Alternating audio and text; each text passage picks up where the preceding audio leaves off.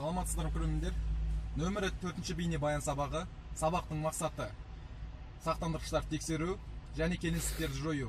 Яғни бізде автокөлікте көптеген заттар істемей қалуы мүмкін. Прикуритель, мысалы, басқа заттар істемей қалуы мүмкін. Яғни біз оны ең бірінші алдымен предохранительдерден бастаймыз, сақтандырғыштардан. Қазіргі автокөліктің проблемасы, автокөліктің зажиганиясын қосқан кезде бізде щиток приборда ешқандай реакция жоқ. Яғни стрелкалар, лампалар жанбайды. Ең алдымен предохранительдерді тексереміз. Контролька құралымен бір жағын массаға, яғни минусқа береміз. Екінші жағымен предохранительдерді тексереміз. Яғни предохранительде бізде кіру жағы және шығу жағы болады.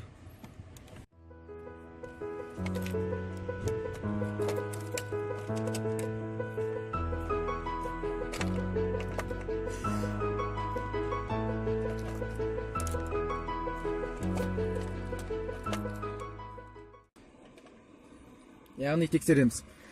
Кіру жағы бар, шығу жағы бар. Яғни бұл предохранитель сау болып есептеледі.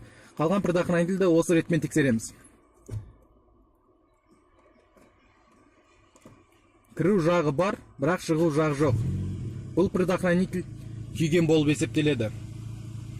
Ең алдымен осы сақтандырғышты ауыстырып көреміз. Сақтандырғышты жаңа сақтандырғышқа ауыстырамыз. Қайтадан осы сақтандырғышты тексереміз. Яғни кіру жағы, шығу жағы да жанып тұр. Яғни предохранитель күйгенін таптық. Бізде келген проблема щиток құралы жанбады. Щиток құралын тексереміз. Бізде лампалар жанып тұр. Бақылаушы стрелкалар көрсетіп тұр. Яғни бізде предохранительден осындай проблема болды. Проблема шешілді. Келесі теория жүзінде тексеріп көреміз. Көріп отқандарыңыз контролька құралы. Контролька құралының іш құрылысы бізде бір лампадан құралады. Бір лампаның бір жағы крокодилге, екінші жағы контрольканың басына барады. Контролька дегеніміз осы. Контролькамен біз предохранитель тексеру үшін бір жағын минусқа, екінші жағын предохранительдің бір ұшына береміз. Яғни бір ұшында плюс болу керек, бізде лампа жанады. Екінші ұшын тағы тегізіп плюсті тексереміз. Егер екі жағдайда да бізде лампа жанса, предохранитель сау болып есептеледі. Егер де бір жағы жанып, бір жағы жанбаған жағдайда ол предохранитель күйген болып есептеледі. Біз осы ретпен сақтандырғыштарды тексереміз.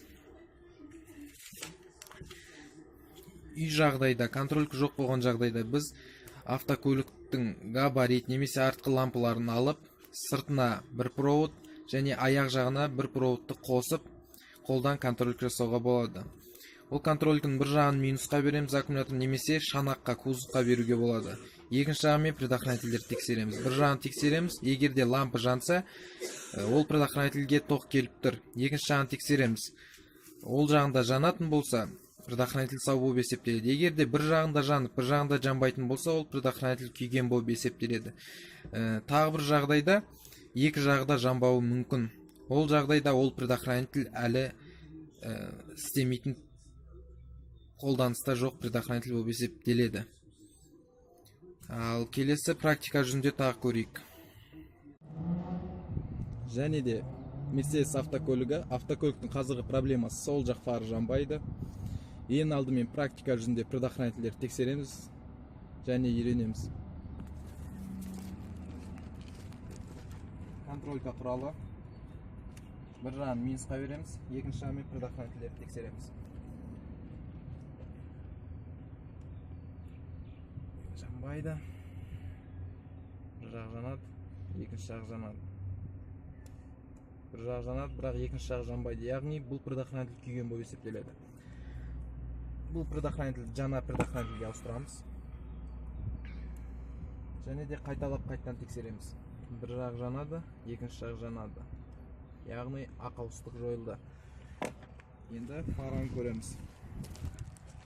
Бізде қазір автокөлікте екі жақ фары жанып тұр.